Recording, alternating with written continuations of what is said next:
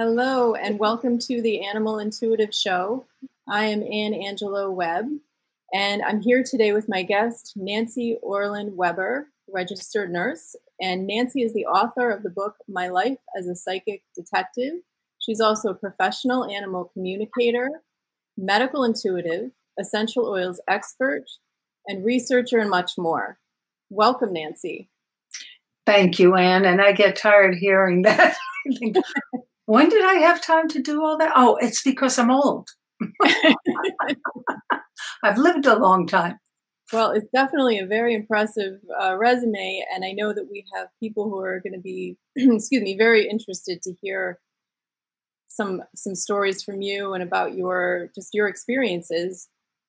And I'm sure that there are people here listening who have some friends, family who might want to hear as well. So please don't keep this a secret. Nancy's been very generous. We'll have information for where you can go to like Nancy's Facebook page, and you'll be entered to win a 30-minute mentoring session with Nancy.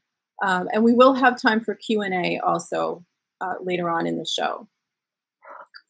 So let's get started. Nancy is the author of the book I mentioned, My Life as a Psychic Detective. The Life. In case they're looking for it, it's The Life. No, that's fine. I could have, actually, had I been smarter, I probably would have said My Life. next go around, right? Next printing. Yes. Yeah, so this is a very interesting book. I actually got so into it, I plowed through it in a weekend. It is an easy read, but it's a very in-depth book as well. So you have a very extensive history of working with police as well as even the FBI on some cases, some criminal cases. 40 years. Wow, 30 years. You even have 40 years. Okay. And you even have a badge on the cover of your book. So could you tell us about that badge and just a little bit about that, how you got to that point? How I got to that point was many years later. This is I started in 1980 working with the police, or 79. And back in maybe 2010, something like that, roughly, I met a man who, in New Jersey, was the executive commissioner of the Passaic Water Reservoir, which is an anti-terrorist place.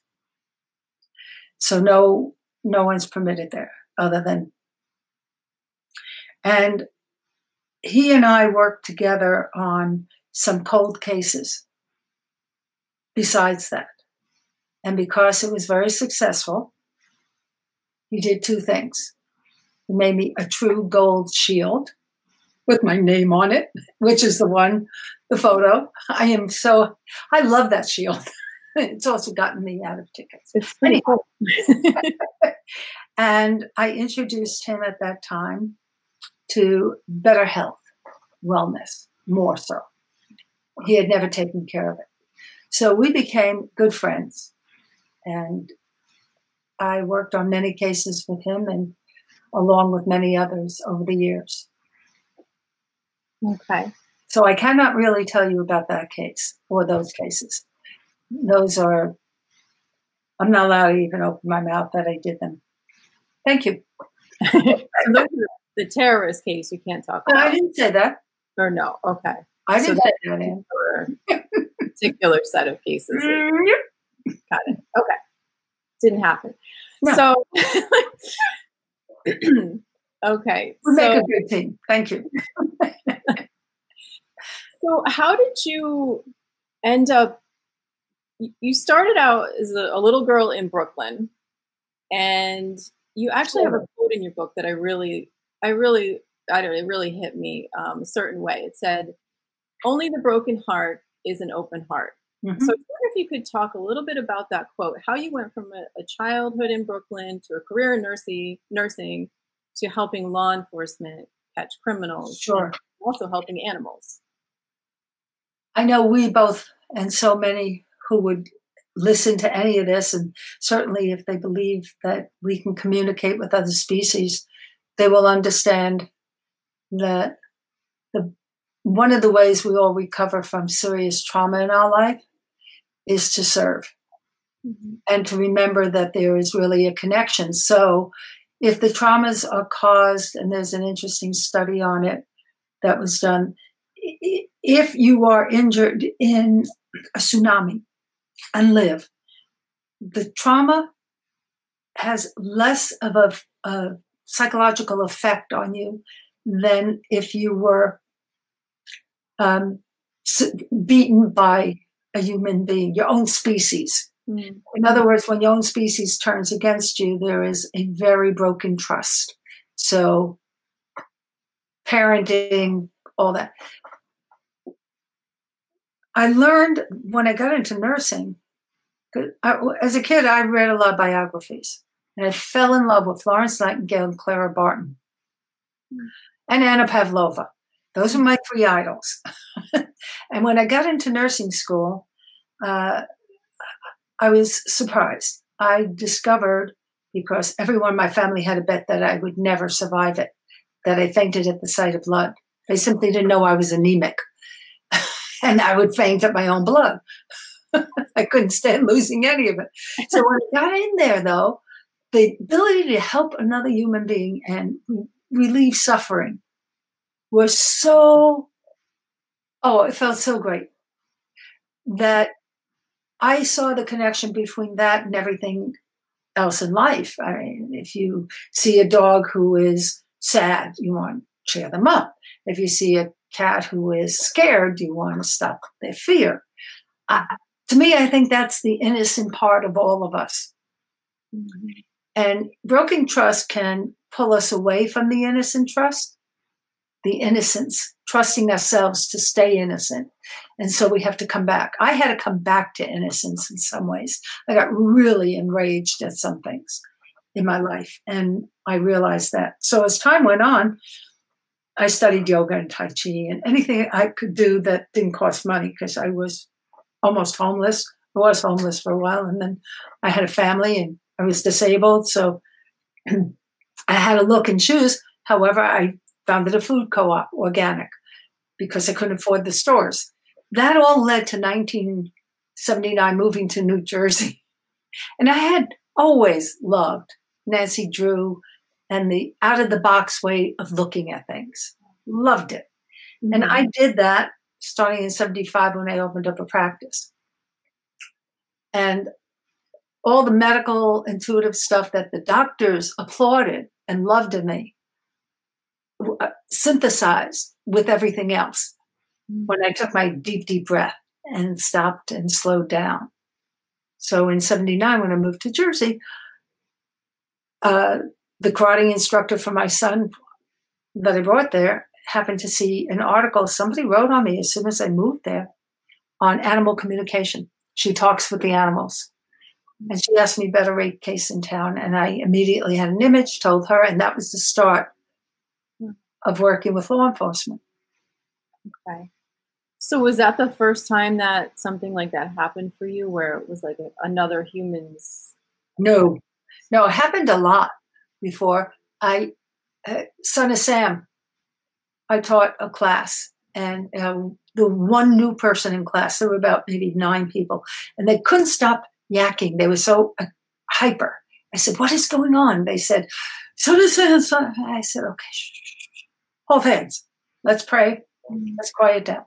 And when we went around, most of them said, "I couldn't look. It was too far." And one woman, the new one, said, "I see a man named David Berkowitz." And they went, "Oh, we got to call the post." And I said, "Tomorrow morning I'll call it." It was like 10 o'clock at night. My kids, I'd have to be up at 6. And I'm thinking, oh, God.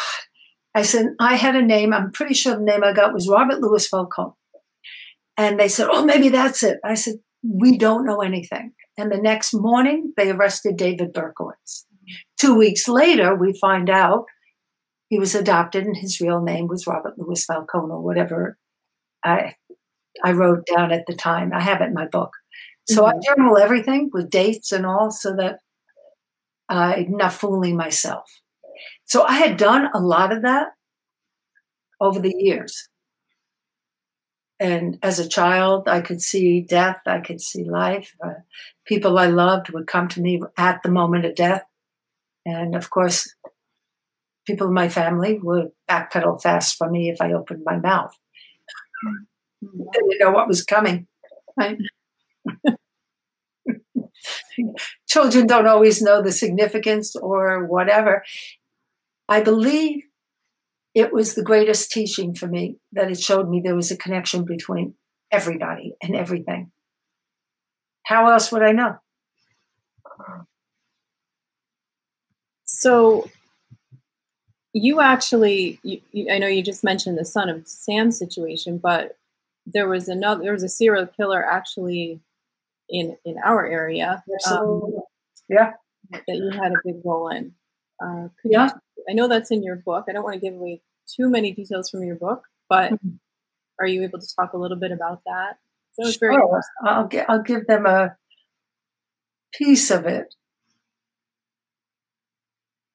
If you see in any detective show, the old ones particularly, they come out with their little pad, out of their pocket, whether it's law enforcement, cop, or detective, or any of them, and they write in it, and they write, right? Working on that case was the same way for me in my head. I was going over and over and over and over every detail. So there was a moment where we were driving around searching, and I said, "Go this way." I have no sense of direction, by the way. No map in my head. Thank you for GPS, everyone that created. So we're driving, and we go to Mendham Township in New Jersey, and I'm with the two members of the task force I'm working with, and we go in there, and the captain is there, and one detective says to him, "We're here with Nancy, and she has something to tell you about this case, the serial case going on." And he looked at me, "Oh, you know who?" I said, "Well, not quite." I didn't know how to put it. I said, "You have a guy who in the summer gave a ticket to a man named James and began with the last name K, long name, Polish name, I think, ending in ish. And he gave him a ticket, and he'll know who it is. And the police officer who gave it to him, last name begins with a C." So the captain says to me, "We got 2 C's. I said, "Not the soft one, the hard one." When I think of it afterwards, and I look back at that, I had no idea where I knew soft and hard. And he said, "Oh, you mean Costanza?" I said, "Yes, Costanza knows who it is." Okay. Fast forward from the 80s, 1980s, when that occurred, we're filming. And Tommy Costanza is now the captain. He was the police officer then. And he said, "Nancy, for years I kept that ticket in my drawer." And he called it in before. And he was blown off by the prosecuting investigator who had never worked a crime case before. Homicide. My pop never worked a homicide, and this was a serial one. So that was pretty. I also, at the end of that tale, years go by, and I have a bookkeeper who was a client years before, and she walked in and she said, "I didn't know you worked that case." And I said, "Yeah, I did." She says, "Well, a documentary on it." I said, "Okay." She said, "Do you know I worked with Deirdre O'Brien's father?" I said, "Oh." She said, "Do you know who was best friends with the chief prosecutor?" "Oh."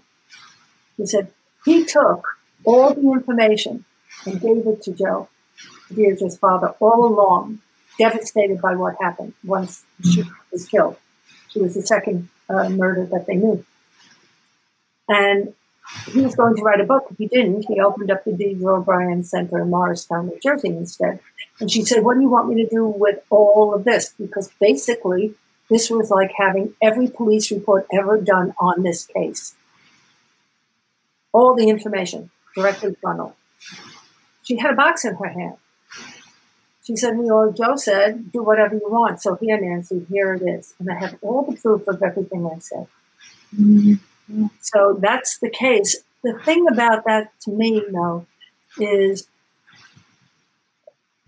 it's a proof also that anytime anybody works on anything for anybody, I don't care what it is, we have to come to the table fresh, as if our whole passion that we started out on our trip and path and journey, it's got to be as fresh as when we began.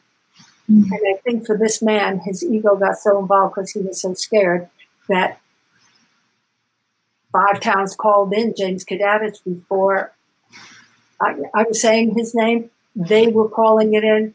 He blew them all off. He blew me off. He blew everybody off. 5. Right. So I think that, part of this, and why I ever talk about it, is it was so devastating to everybody, and it was headlined across the nation at the time because people were terrified. Nobody knew the next whatever, like Son of Sam. And the thing that I found from that is crime victim families and crime victim occurrences, you need to know your rights completely. The family, the friend, whatever.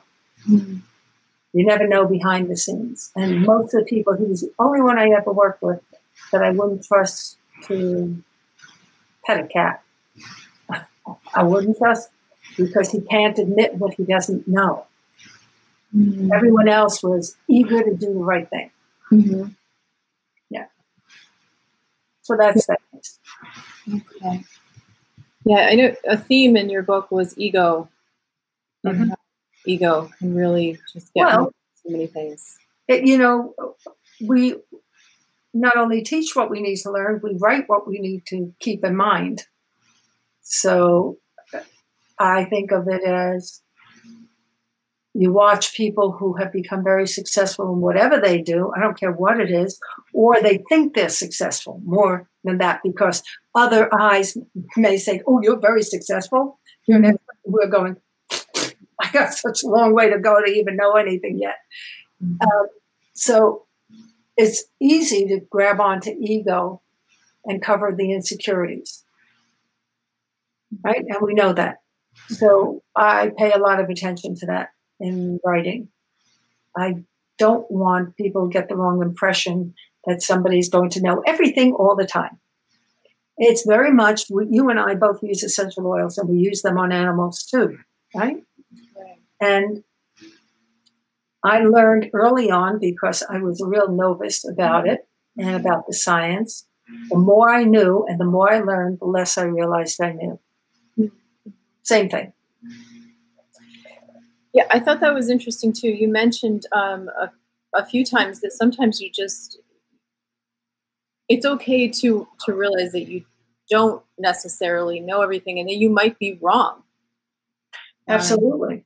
And yet there are moments where I'll come across like, I know, real tough and no in their face. And I've done that with a couple of them where I said, you're wrong, go back and look. And I go, that part of me inside is going, who just jumped out? Because that's not my language. Yeah.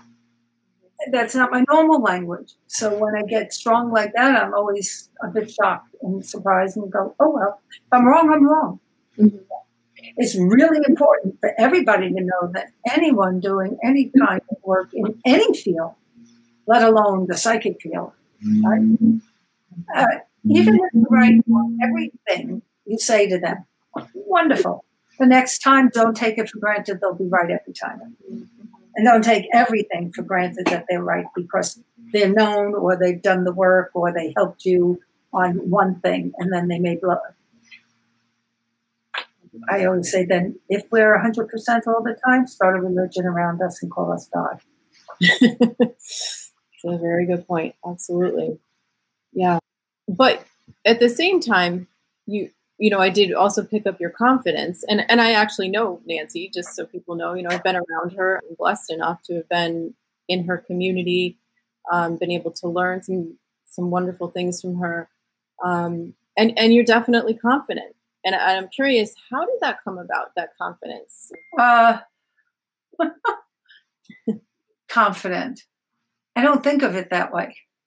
I think of it as, well, let's see, why are you going to be so mad at yourself over things you can't control? Let it go.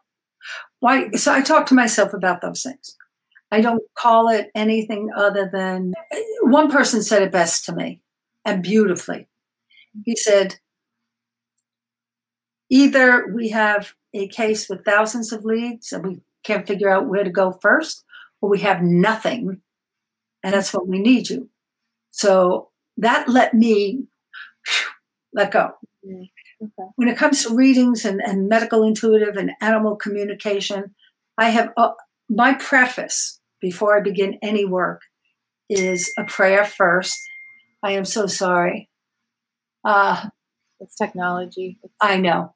And my prayer is usually to thank for being a channel for this soul before us, and everything I say, do, and feel, and all that, and be of service for them. And then I tell them, please understand, I have no clue if I am going to be useful for you at all. I tell crime cases when they call me, I go, I don't know. I may get a feeling that I'd like to work with them. That means even if I won't get answers for them, I think I may be of use for them. Right? Because what I've learned, and I'm sure you've learned a lot of times, when you're working with a pet or an animal, you're also working with the people. So what's on their mind at that moment may be what they think you're going to talk about, and it's something entirely different because the message is something else that you're getting. And they may like it. They may wonder, well, yeah, but I came here to know if blah, blah, blah is going to happen.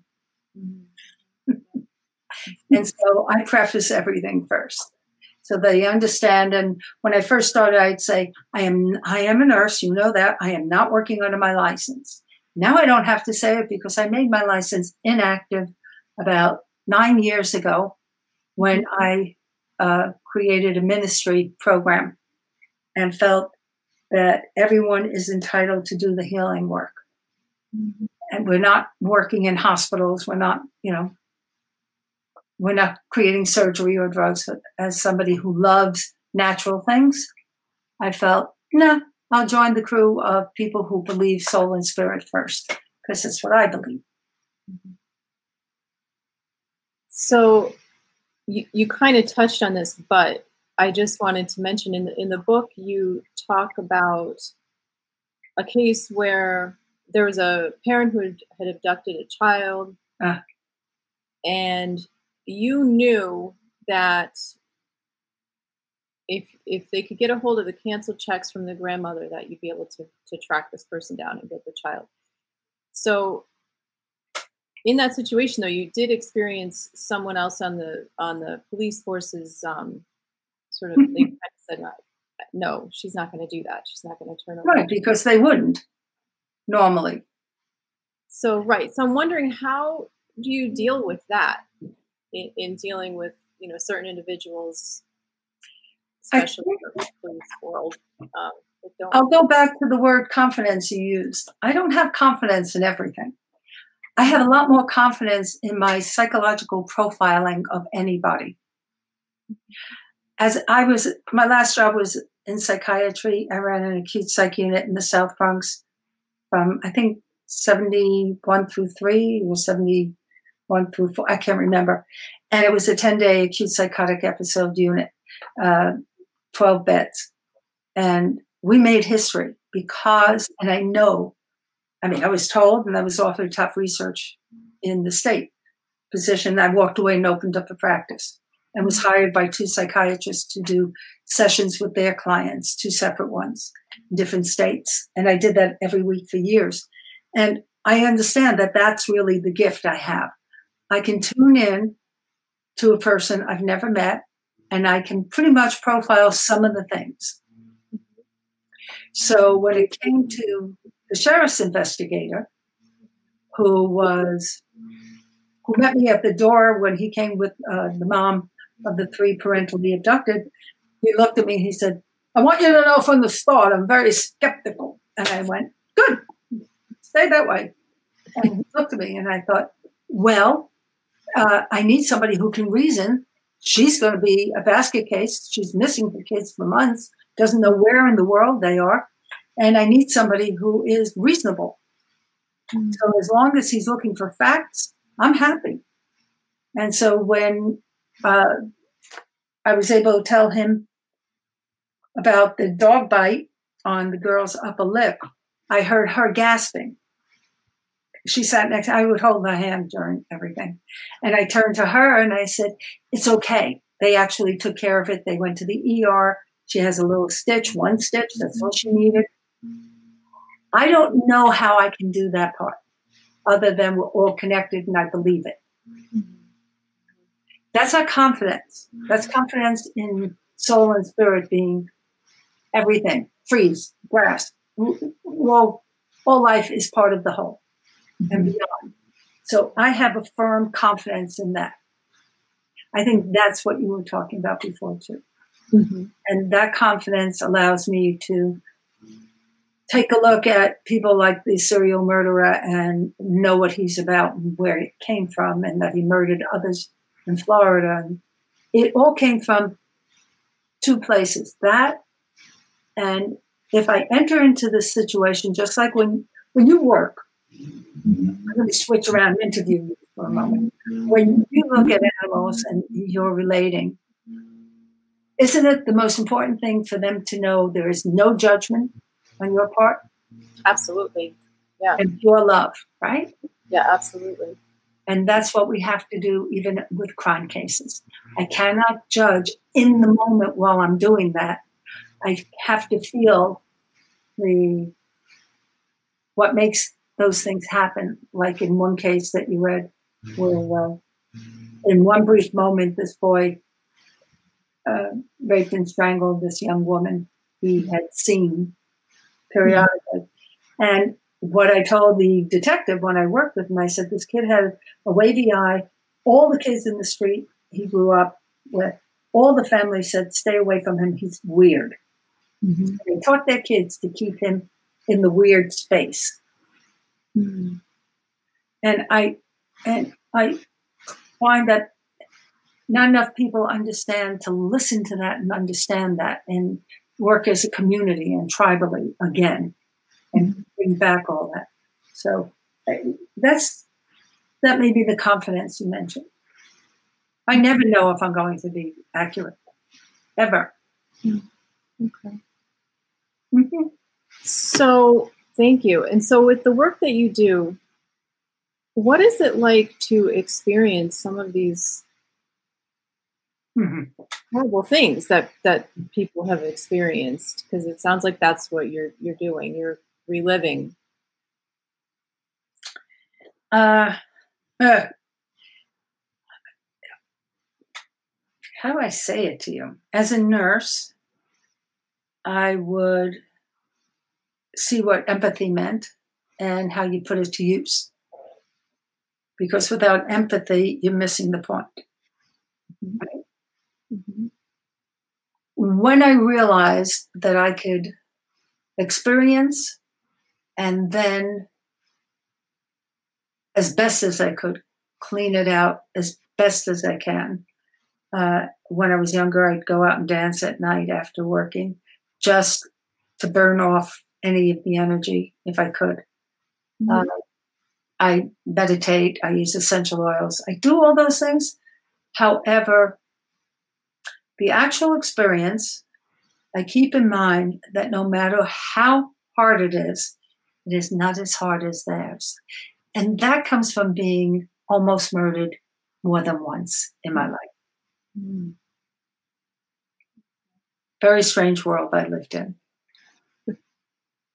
However, I do know, and I know I have survivor's guilt.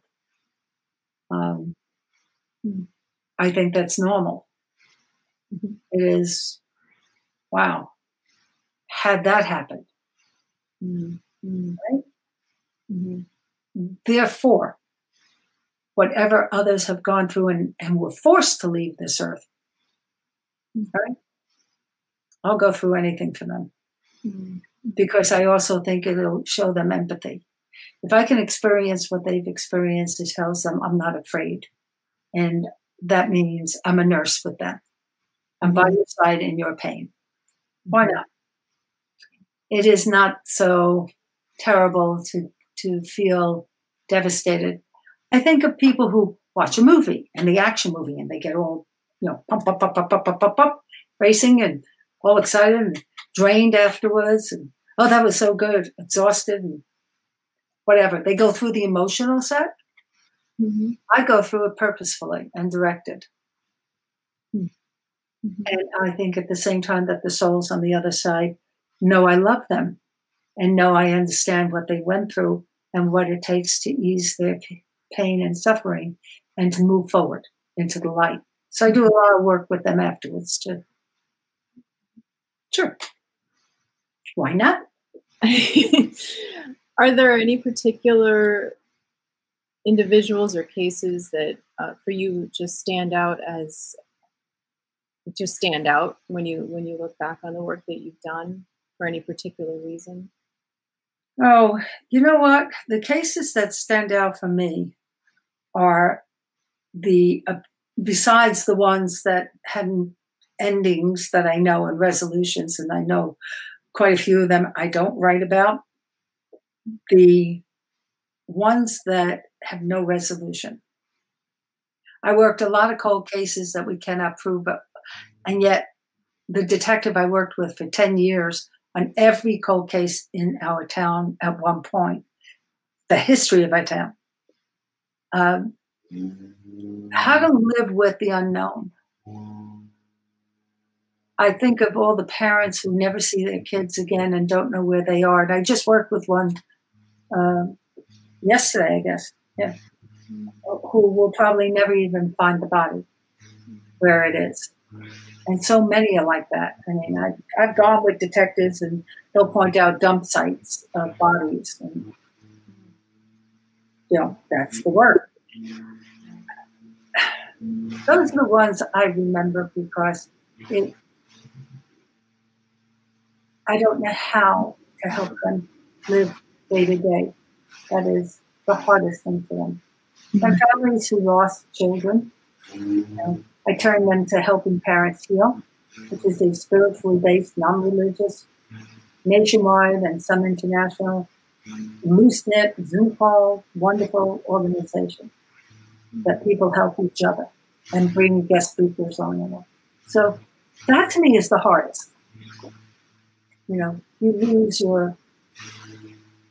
if you lose somebody and you're with them and you know what happened, at some point you'll be able to move forward with your life, maybe. You'll never not move. Feel lost, but you move forward. The ones who don't have answers. It's interesting. I thought you were going to say a case where somehow the family rallied and, something like a situation where the Deirdre's house was made. I'm saying that right. Deirdre's right. No, I think that one of the reasons I do everything is to help resolve. Mm-hmm. And that's in psychic readings, medical intuitive, animal communication. We're looking to resolve things for people, right? We're hoping that something happens there that helps them help the being they love. Or know that when they crossed over, how they're doing now, and give them something that says, oh, it's true, it's real. My next step with those, I love, because that's how I help all of them. I tell them, write letters to the loved ones. What do you mean? Write in a journal letters, make a sacred space with the photo, and breathe in an essential oil to open up your mind and soul and spirit to each other, fusion, and play that way. Oh. So resolution is what we're both after, right?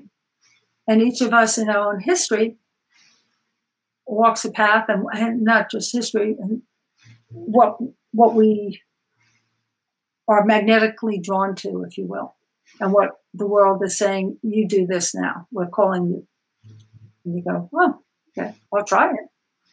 So it is the non-resolved that gets to me.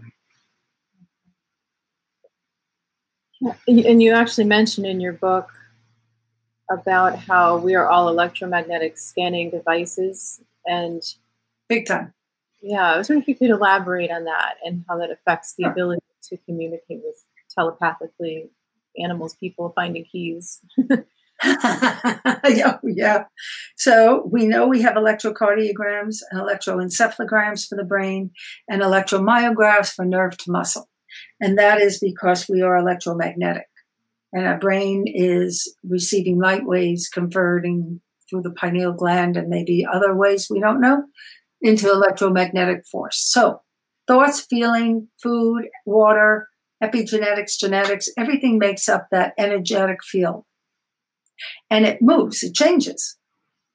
So when we want to focus on something, if we are emotional, our chemistry in some ways lacks certain things like glutamine. I think they did a study, I think it was glutamine that they did the study on, and found when it was higher, people were more perceptive psychically. Not quite sure. It's in an old book, Beyond Telepathy, with Andrea Puharich and his research. And I worked with him back in the 70s. So that is a book that he and Aldous Huxley did studies in the Faraday cage, which is another world. No known energy goes through, but we're all very psychic in it. Mm-hmm. We're very telepathic. We're very, whatever. It's all enhanced in that room. It's copper and steel, I think, an 8x8.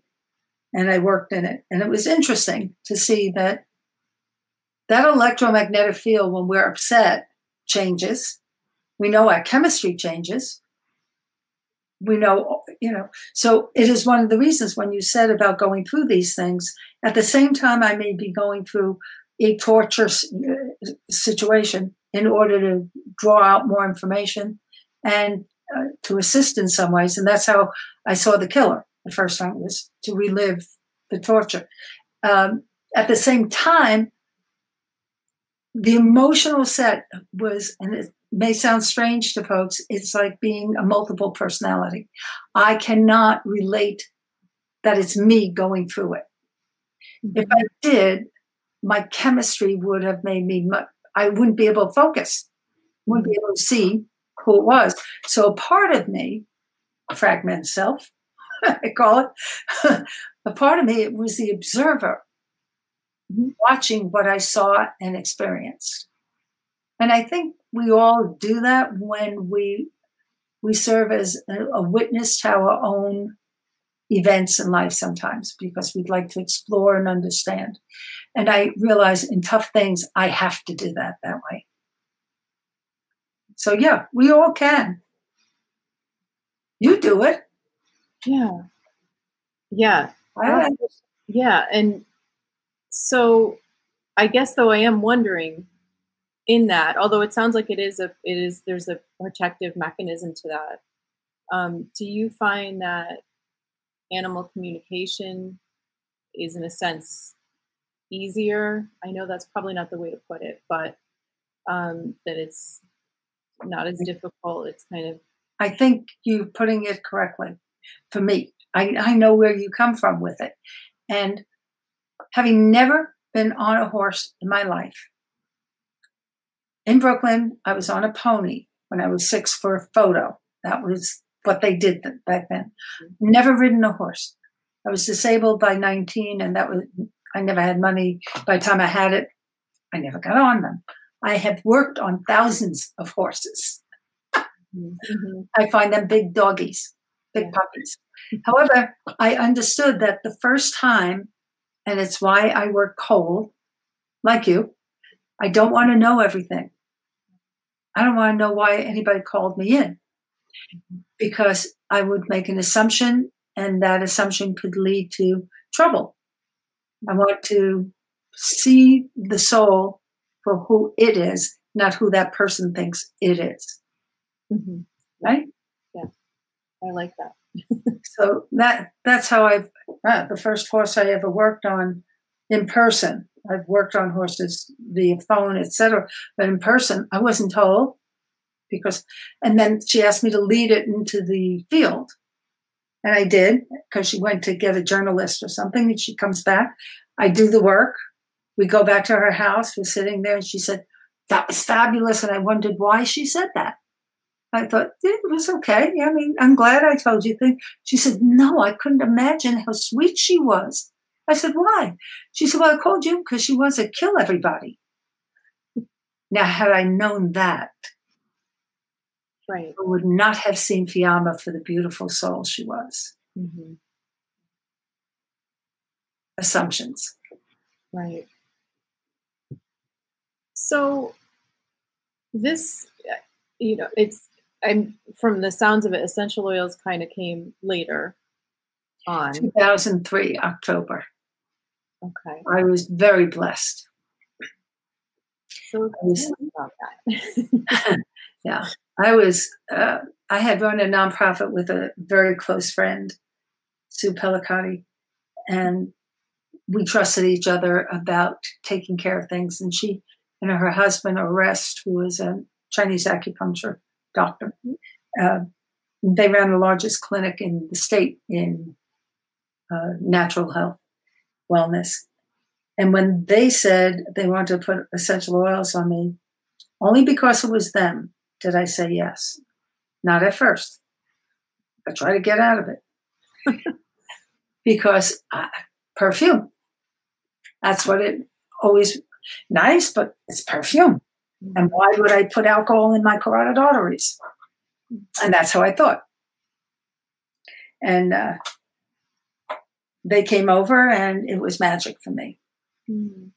I went who, what, when, where, and how. And I fell in love with chemistry there because of that. And I was blessed with having a 3-day course with the man who founded the company we both love and honor, the farmer of the world of essential oils and aromatic plants. And I love the history of it. I love all of it. I've always loved history. But to know that I'm holding something that 160 million years ago that plant was developing so that all its plants to come from that species could survive. Mm-hmm. That's amazing. Yeah. Yes. So I use them day and night and in my bag. And when my bag gets too heavy, I am very blessed I have a husband. And I can carry my bag everywhere because I no longer can carry heavy stuff that way. And you're absolutely a pioneer with using them with animals. I've learned so much from you about that. Well, I'm sure you know a lot more now than I do because we have to pick each other's brain. I got that. No, because you use it all the time now. I do a lot of it over the phone now. Our last pet was Sammy. She died when she was 21, cat. And she was very busy chasing a fox off the deck a couple of months before that and died very peacefully. Sweet as soul. And we diffuse every room. And none of our cats were really, by the time we did that, all of them, they were fine. Yeah. No ticks, no any. And we didn't put tick stuff on them to go outside. We're loaded with ticks here. Mm-hmm. Only because we diffuse so much, no tick would dare go near them. Now, I don't like to go to the negative, but I think sometimes, people are here because they want to learn, but sometimes people have received misinformation. So I was wondering if you could touch upon some of the misinformation that has been out there about using essential oils with pets, because that's a question I get a lot. Oh, sure. Well, it isn't, I'm going to say it isn't misinformation if they're discussing 99% of what is sold in the U.S. Mm-hmm. We have, France grows about 15,000 pounds of lavender a year. Now, the company we work with, the head of the French Lavender Association, the president of it, is our general manager because of the quality. They export from all the other places 150,000 pounds. But it's only growing 15,000 pounds. They're getting it from everywhere else that is polluted, toxic, and they don't test soil. We have a laboratory on every farm. So when we talk about pets and animals, the quality, I refer to a resource book, and it's an essential oil animal reference book. And it was made by incredible veterinarians, a whole group of them from around the country and maybe the world. Not quite sure. I know most of them from here, from this country, US. And it took them 2 or 3 years to gather all the information that they had in clinical use for 20-something years each from this company. It's the only one they will all use. And I have seen things, and I'll say, even in veterinarian, we have watched things like colic in a horse stop. I can say that and not tell you why. Mm-hmm. Yeah.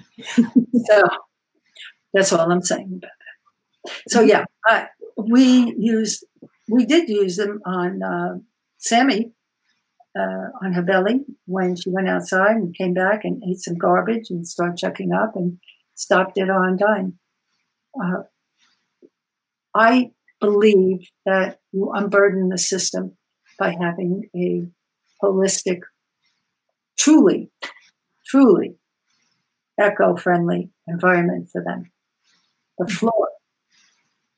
There was a behaviorist, a veterinarian behaviorist, who wrote, 4 weeks after washing the floor with something like Swifter or any of the horrible things, the dog can scent the molecules long after.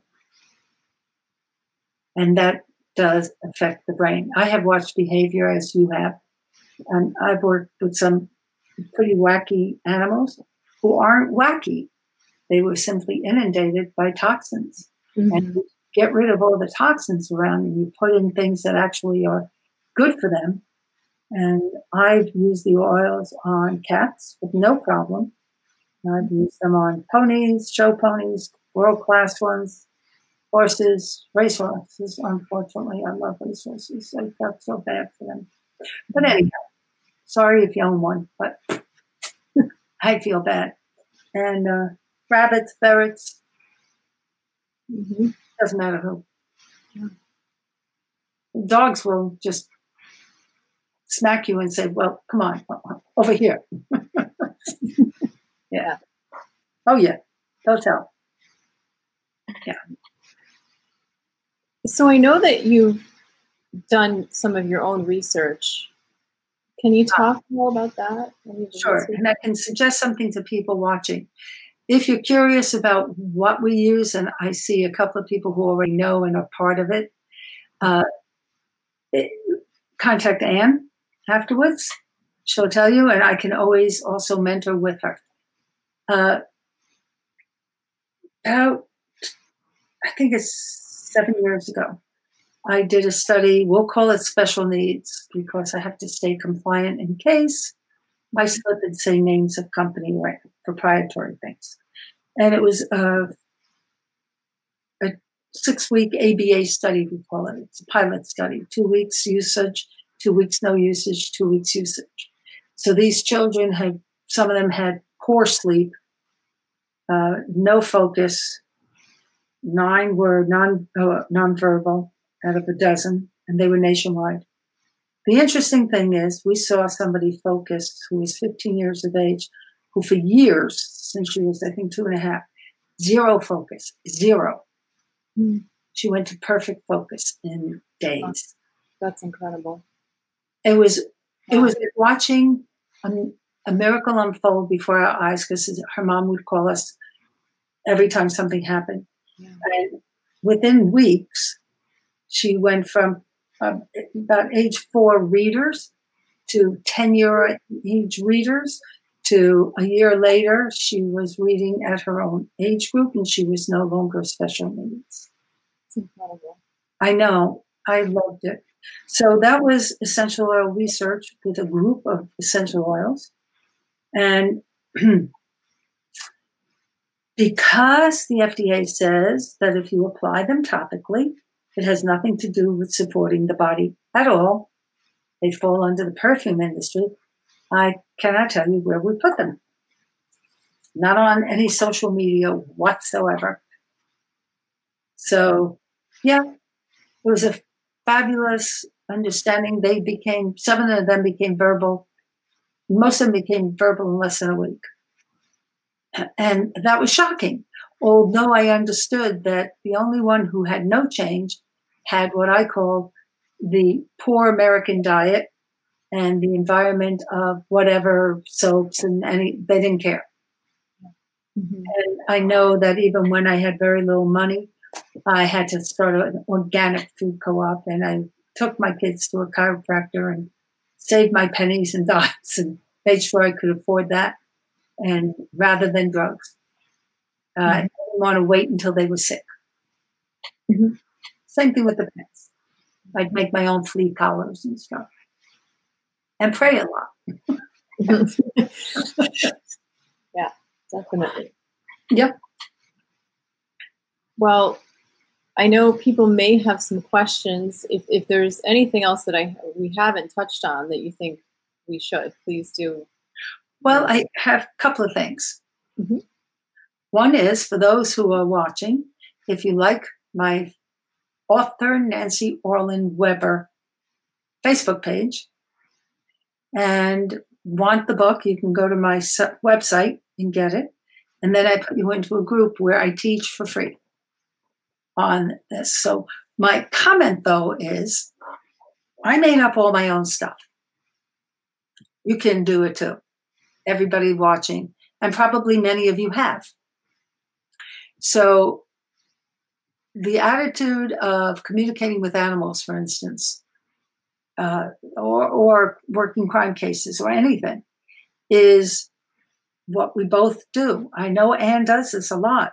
It is we center, we make sure that we are filled with heart to heart. I think of it as a pyramid. The Godhead, the base is, I'm on one side of the base, the other being is here. I send it up through here to be a messenger for them. And then I trust that that happens and I come from whatever. And that's why sometimes I will go in the face of a detective and go, no, go back and look, because it's not me. I was told I have to say that. And I feel much better when I have to do it that way. So it's okay. Yeah. So I want people to trust themselves and make up your own stuff that works for you. I give lots of hints in the book on how to do things. When you get the book, I send a PDF of all the exercises in the book so you could spread it around, have groups play with it. And anybody who forms real groups of these things, I'm more than happy to help. It's simply that I know you have to pull it out of yourself. It's all inside. And you can take all the training in the world. There is nothing like the uniqueness of your gifts. And so you must distill what any of us are saying and pick out only those things that are truly resonant with what you do or can do or feel, whatever it is, because it's the best way to get anywhere. And if you read history, you know that some of the greatest, Hildegard of Bingen never read a book. If you don't know who she is, look her up. I'm not telling you. Many of the people, Penny Smith was a great animal communicator, retired, and taught a lot, and maybe took training. I don't know. No idea, but it wouldn't matter because she had her own gift and she trusted it. So the confidence is more, why not trust myself? Why not believe me more than I believe somebody else telling me I can or cannot? Mm-hmm. I want that for everybody. I want everybody to get that. I think over the years, I may have had 3 or 4 readings since 1975. I want it from inside out. I think that there's a group of people I'll call the academics. They want to be with a PhD before they even try it. Mm-hmm. And I beg everybody, don't do that. Whether it's to use essential oils is a good explanation on that one. I'll get the book and I have to read it first. I never read the whole book, I'm thinking to myself. I read it as I need it. I've gone to many classes and learned over the years. most of the time I have to trust myself and my intuition and the knowledge. You have to put both together. It's not one or the other. So there comes a time where you take this low risk. You know somebody who has a pet, and you go, I want to try something. And they don't have to know what they're doing. That's the beauty of, I don't know how you started. I made it up as I went along because I was fascinated by, how did I know my grandmother was dead? I mean, she came and said hello to me. I was 16 or 17. How did I know my uncle died when I was about 13? How did I know my best friend was dying the next year when he was a kid? Those questions became the mysteries that taught me. So we all have our own ahas in life. Mm-hmm. And if we use those ahas to see what else we can discover within, then sure, you have a pet, stop thinking of it as a pet. Start thinking of it as a soul and a furry body or a scaly body or whatever kind of body, and talk with it as if it's a friend, right? On earth or not. I love talking with them anywhere and finding friends in other places. We were out in Washington State in a beautiful area, and the woman has a farm and loads of everything. And we went into her house, and Nolan's about 75 pounds, big black and white, mostly black, long-haired shepherd kind of thing. Mm-hmm. And Nolan took one look at me and went, oh my God, I must sit on you now. And he just mushed. And the little one, who weighs about 8 pounds and is 14 years old, amoeba, rolled over on his belly, and he goes, don't forget, I like it here. As if they were waiting for me, because as we were driving there, I was sending a message, I can't wait to meet you. Mm-hmm. Not, I can't wait to meet you, you're a dog and I love dogs. I can't wait to meet you. So I think that all of us who understand that if you want communication, you don't judge whether they're a dog or a cat or a person or a killer or anything. You don't judge. You just relate and see what you get and write it all down. Do you write yours down? Or did you ever? Yeah, especially, yeah, absolutely. Even now when I'm working with somebody on a call, I will, at a distance, I will write it down, at least an outline of what's taking place. Yeah. Isn't it fascinating? I wrote in a journal everything I got, my mental conversations, all of it, the first 3 years. And I checked them all out. I fact-checked everything. Yeah. And that's what also teaches us how we work and learn how to be that, what I call the inner detective. You know, you get something and you're not sure, no, it doesn't make any sense to anybody. Oh, wait a minute. Is it past, present, or future? Oh, future? Days, weeks, months, minutes. So I isolate each piece. I will throw it back until I get confirmation. And if I don't get any confirmation, I shrug and say, don't know. Mm-hmm. Yeah. Yeah, I really like to tell people to do that when I'm teaching, because I think it does help it helps people to realize they're doing this, because then sometimes when people say, no, you know, my dog doesn't sleep on a red blanket, and then a few classes later, their classmate says, you know what, my dog goes to my mom's house sometimes and sleeps on a red blanket. Exactly. Yeah. Exactly. That's why you write it down too, right? Yeah. That's what absolutely. Are you teaching classes now? I do teach, yeah. Mm-hmm. Good. I do. Many are distance courses. Yeah. People can do. Wonderful. And I love, you have such a kindly way of approaching people and animals. I've been with her in her home where they're not her pets. They're her roomies. Yeah. Right? Yeah. Just how she really relates is exactly as you'd wish everybody to relate to other souls that don't happen to have our forms. It's beautiful. It's beautiful. Thank you. Very much an honor coming from you. Thank you. It's an honor to watch because I love watching interaction that's soul to soul, you know? So thank you. Fun. Yes. Well, yeah, and I'm wondering, I did actually just see something someone had posted here. Thank you, Nancy Orlen Weber. Betty mentioned this for normalizing and taking the scary out from what people consider woo. It's hard to speak about things you may have insight to without that feeling of being misunderstood. Thank you. And somebody did ask, it's sort of a question or a comment. Kate mentioned animals are more accessible, it seems. I think so. Yeah. Over the years, there are people who are very accessible too. Mm-hmm.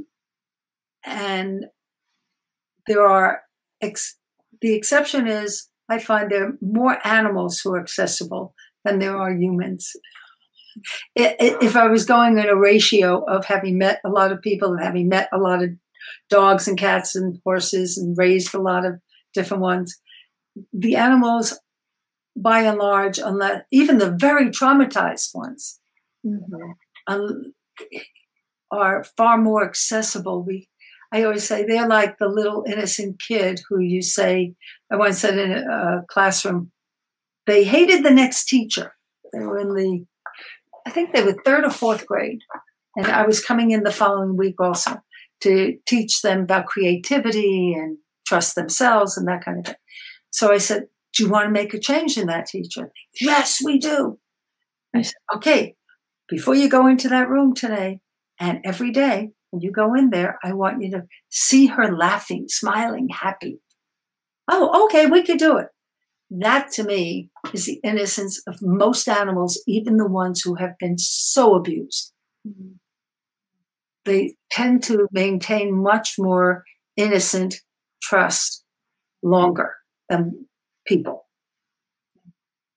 You know, that's the difference. And so the next week when I went back and I asked the kids, they went, she was wonderful. She now smiles and laughs. Because they're not saying, oh, come on, you don't change anything that way. They don't give you that sad part of disbelief. Yeah. Of what are you kidding? Kind of attitude. No, they were open-minded. I find most animals are and can. And there was an abused, I think he was a pit bull, Quinn. No, it's not this Quinn. I can't remember the name, but I think it's like Quinn. And every day, a friend of ours would go and put food in. He was left to die on a chain. And the people who left. And every day this man went to work, and he would bring food. And maybe weeks went by when he put his hand in, and gently the dog took it. And then he slowly, and he got a leash for him, and he put it on and took him back. I met that dog. That man talked to that dog, never trained him, never anything. And he would say to him, why don't you stay here in this room while I go get something over there for them? And that dog would just go on a couch, lay down, and go to sleep. Never had to explain to him a single thing. Do you know how many relationship problems we have on this earth and people? I'm looking at that and going, oh my God. No, we could all do it that way. We could all understand each other that way. We'd have a much easier world. Yeah. I think it kind of goes back to what you were talking about with ego and the animals, just the ego part. Oh, sure. Well, I mean, be understood. And maybe, you know, what has been said, we do have a different kind of conscious knowing, different than other species. Each species has a different one. Dolphins have a different one. Not better or worse, just different. I don't know. And I think what it does with us is we can get trapped by our own need of approval and pattern it. And maybe they do too, but it just doesn't appear to be in the same way. And who knows? I've just find that when you come to them with love, Most of them will respond fantastically immediately and go, oh, although there was a horse that I wouldn't go near. Mm-hmm. One. Mm-hmm. And it turned out I wasn't allowed to say his name ever. I was called in, not by the owners, because they didn't want anyone to know. This horse was worth probably, and many years ago, over $1.5 million. And so when I went there, I didn't know why. And I looked around and I went, only that person in the room could clean out that stall and work with that horse. Mm-hmm. And they all looked at me and said, how did you know? I said, she's the only person who never stepped foot on a racetrack. Mm-hmm. What does that tell you about the horse then? Yeah. Right? Yeah. Poor baby. Yeah. Felt that strongly about it. Right. Well, Betty asked, Nancy, how do you something the neutral level of reaching people, the place I consider where opportunities open up and people get to choose which option they'd like to take for themselves. Is that the no judgment area? Absolutely. I think in how she's phrasing it is probably, it is the same thing throughout the ages of centering, just being in the moment. Mm-hmm. Clarity doesn't occur when we're involved with any fear of it. There's a little book that came out in the 70s, Letting Go of Fear. Love is Letting Go of Fear. Tiny little book by Dr. Gerald Jampolsky. And it was a big hit because it said it so well. Two things in the world, love and fear. And when fear operates, we blur. And there's a purpose for fear. It is not except in the moment of danger. And what I look at is we carry fears from things that may have occurred or from ancestry, and we let it interfere with our being able to, I wouldn't say neutral, because neutral has no choice. It's not a movement as much. I would say to be fully soul, spirit, self, completely fused, letting that message come directly from the infinite source of life. And as that travels through unimpeded by fear, it's cleaner. It's a simpler clarity of, so when I want to do something, I always end after I pray is a very simple line. If it is not within my spiritual path or others, then I graciously accept the outcome. I always say, done deal. That's my deal with the universe always, because I don't know. So what may be, and here's the funny glitch, Betty, let's say I think I'm not in judgment and I get really into it about something. I get fierce.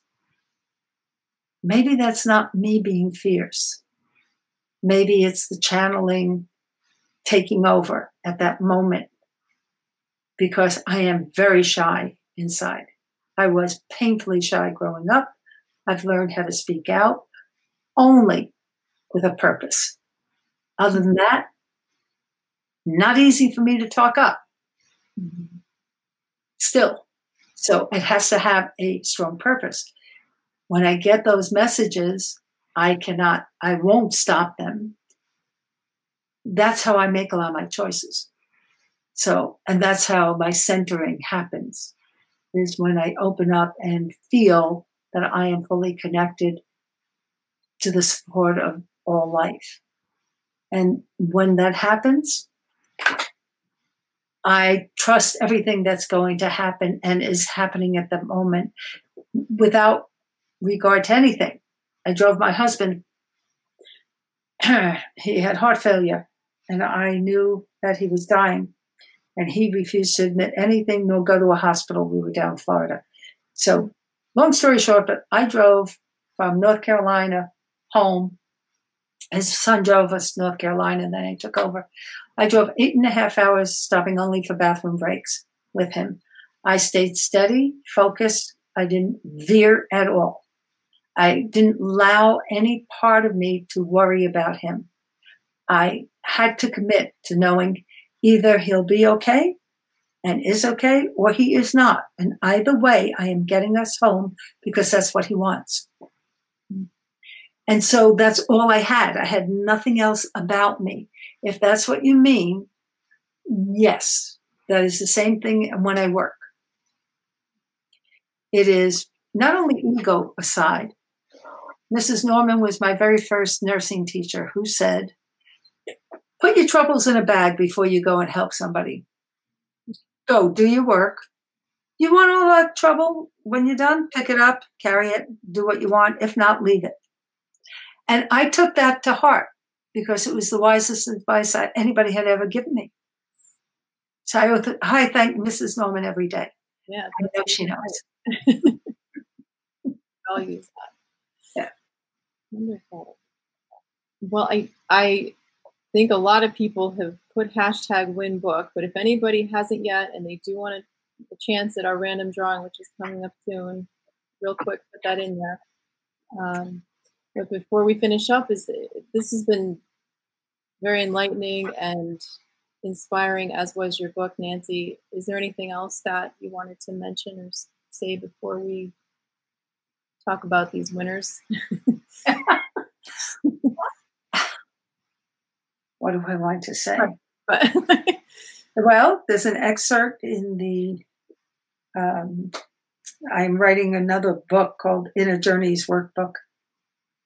I think and there's, on my website, there's a blog, and I'd like you to go see More Music for Everyone and read and use the music. Both hemispheres of the brain have to be involved. So the more both hemispheres are involved, the more trauma can be processed.